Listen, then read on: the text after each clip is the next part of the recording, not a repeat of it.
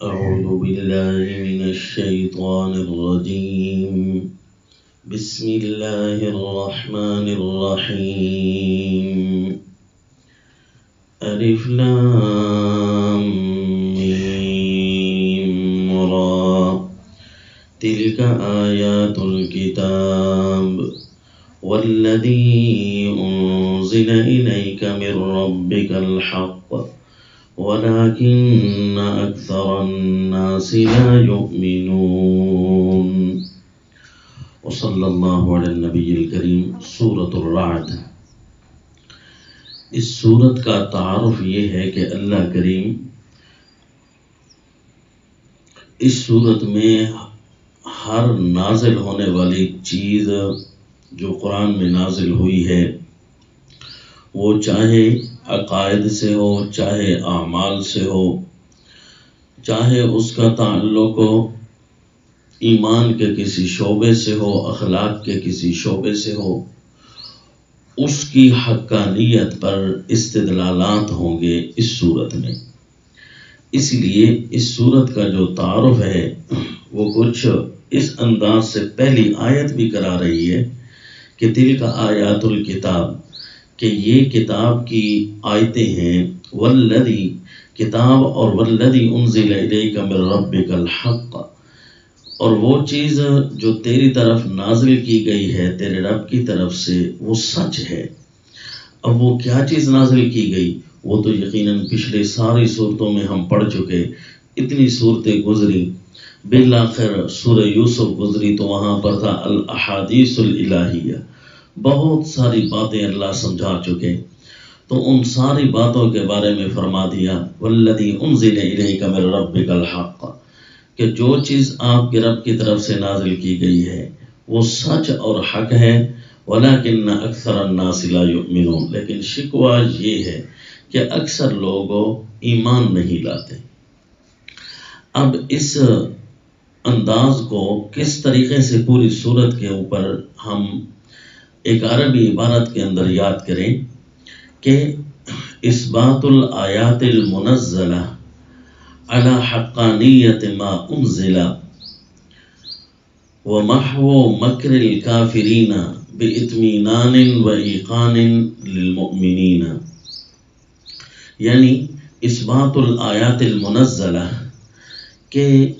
آیات منزلہ کا اثبات،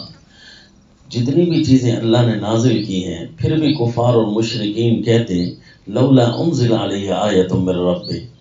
کہ کوئی ایسی فرمائشی معجزہ کیوں نہیں ہمارے پاس آتا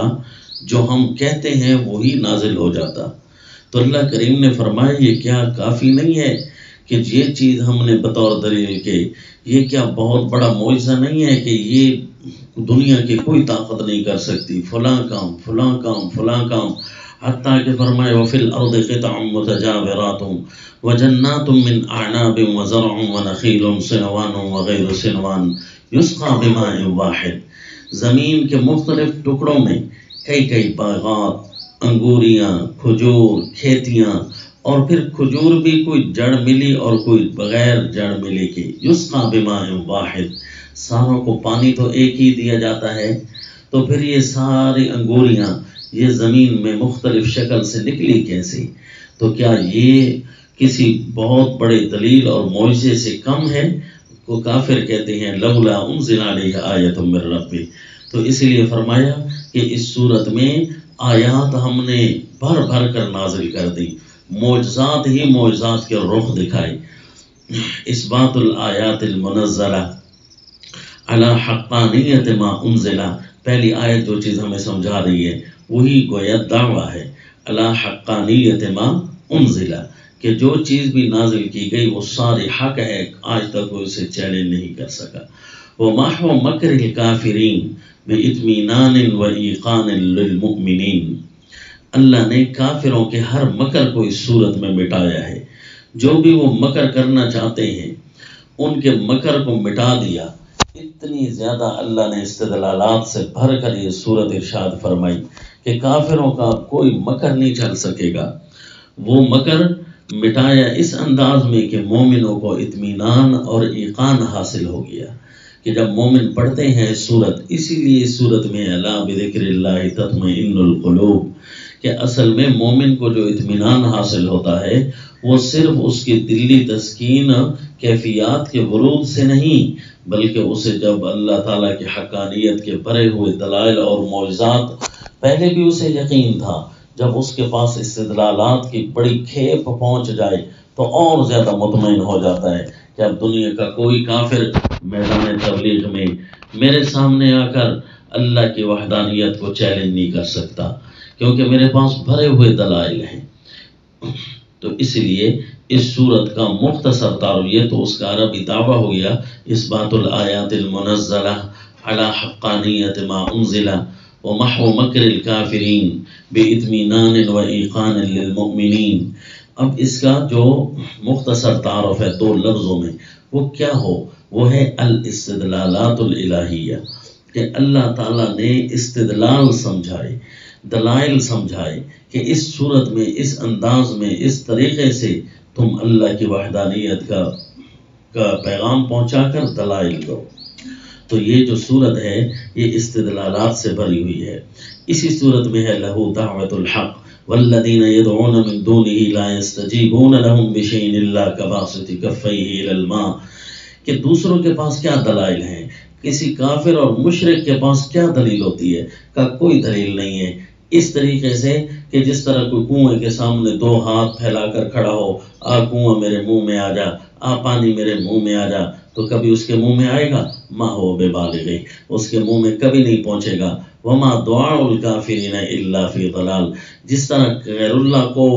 پکارتے ہیں کافر، یا جو بھی دعویٰ کرتے ہیں کافر، وہ نری گمراہی ہے، کوئی اس کے ساتھ دلیل نہیں، کوئی پاور نہیں، اسی طرح فضول ہے جس طرح کے پانی کے سامنے کھڑے ہو کر اس کی منت کرتے رہنا کہ میرے منہ میں آ جا۔ اور فرمایا اس حق اور باطل کی اس لڑائی میں پتہ ہے حق کی مثال تو اس چیز کے ساتھ ہے کہ جس طرح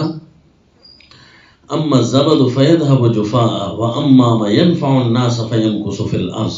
حق تو اتنا پختہ دلائل سے مبرہن ہوتا ہے کہ جس طرح پانی نیچے بیٹھ جاتا ہے اور پانی کی جھاگ اوپر کو اٹھتی ہے نا، تو اصل حقیقت تو پانی ہوتا ہے، جبکہ جھاگ تو صرف نظارہ کراتی ہے، باقی حقیقت اس کی کچھ نہیں ہوتی، ہاتھ میں لو تب بھی ختم ہو جاتی ہے۔ تو باطل اسی طرح جھاگ ہے اور حق اسی طرح ہے جو نیچے بیٹھ جانا والا، لوگوں کو نفع دینے والا پانی ہے۔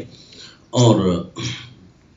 اسی لیے جو چیز بھی نازل ہوئی وہ حق ہے، پھر اللہ نے وہ چیزیں جو پچھلی صورت میں سمجھائی تھی مومنوں کی شان میں، اولی الالباب کی شان میں جو بیان کی تھی، وہ بھی اس کا بھی تھوڑا سا نقشہ اس صورت میں ہے کہ وہ بھی حق ہے، کہ مومن کا صرف عقیدہ مبرہن نہیں، بلکہ مومن کے اعمال و عقائد، مومن کے اخلاق وہ بھی مبرہن ہیں، اسے بھی کچھ زیر نہیں کر سکتا۔ اس لیے تو بہت خوبصورت طریقے سے اللہ نے یہاں جنتیوں کا استقبال پیش کروایا کہ سلام علیکم بما صبرتم فنعم عقبی الدار، کہ تمہارے اوپر سلامتی ہو کہ تم جو حق مشن پر ڈٹ کر رہے، فنعم عقبی الدار، واہ واہ ٹھکانہ ہے، آخرت کا ٹھکانہ ہے۔ اس لیے کہ اعمال اور عقائد دونوں اس صورت کے اندر چونکہ نازل ہوئے، ان دونوں پر اللہ نے براہین ہی ارشاد فرما دی۔ جب کوئی یہ رسول اللہ صلی اللہ علیہ وسلم بیان فرماتے تو اب کافر کے پاس، مشرک کے پاس کوئی جواب نہیں ہوتا تھا، کیونکہ یمحو اللہ ما یشاء ویثبت وعندہ ام الکتاب، اللہ جو چاہتے ہیں وہ ثابت کرتے ہیں اور جیسے چاہیں جس چیز کو مٹا دیں۔ تو کافر کو جس انداز سے اللہ نے یہاں مٹایا اس صورت کے اندر، اور جس انداز میں اللہ نے اپنے دین کا اظہار اور اثبات فرمایا، تو اب کافر کے پاس کوئی جواب نہیں، صرف یہ کہتے ہیں وَيَقُولُ الَّذِينَ كَفَرُوا لَسْتَ مُرْسَلًا، کافر کہتے ہیں کہ آپ رسول ہی نہیں ہیں۔ قُلْ كَفَىٰ بِاللَّهِ شَهِيدًا بَيْنِي وَبَيْنَكُمْ وَمَنْ عِندَهُ عِلْمُ الْكِتَابِ، اللہ ہی میرے اور تمہارے درمیان گواہ کافی ہے، وہ ذات ہے جس کے پاس سب کچھ لکھت کا علم موجود ہے، اسے تو پتہ ہے کہ میں اللہ کا بھیجا ہوا پیغمبر ہوں۔ وَمَا عَلَيْنَا إِلَّا